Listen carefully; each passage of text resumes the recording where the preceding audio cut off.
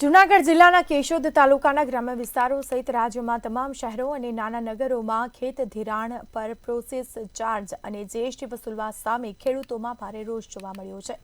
ખેત ધિરાણ પરનો પ્રોસેસિંગ ચાર્જ અને તેના ઉપરનો જીએસટી ગ્રામીણ બેંક અને એસબીઆઈ બેંક સહિતની બેંકોમાં વસૂલવામાં આવી રહ્યો છે। જ્યારે આ અંગે જૂનાગઢ જિલ્લા ગ્રામીણ બેંક શાખાએ જણાવ્યું હતું કે આ પ્રકારના ચાર્જીસની વસૂલાત ન માત્ર કેશોદ કે પછી ન માત્ર જૂનાગઢ જિલ્લા પૂરતી સીમિત નથી, પરંતુ રાજ્યભરમાં તમામ શહેરો અને નાના નગરોમાં આ પ્રકારનો ચાર્જીસ વસૂલાય છે, જે સરકારની ગાઈડલાઈન મુજબ જ વસૂલવામાં આવે છે।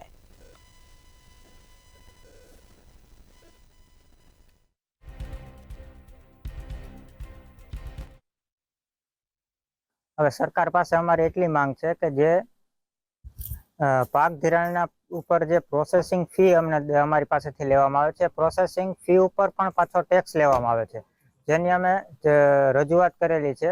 રાજ્યમંત્રી અને કેન્દ્રીય મંત્રી સુધી પણ રજૂઆત કરેલ છે, પણ છતાં પણ તેનો હજી કોઈ નિકાલ આવેલો નથી। ખેડૂતોને પાક ધિરાણ લેવામાં આવે છે ત્યારે પાક ધિરાણ ઉપર બેંકો દ્વારા પ્રોસેસિંગ ચાર્જ લગાવવામાં આવે છે અને પ્રોસેસિંગ ચાર્જ ઉપર પણ જીએસટી લગાડવામાં આવે છે, ત્યારે આ ખરેખર ખેડૂતો માટે અન્યાયપૂર્ણ છે।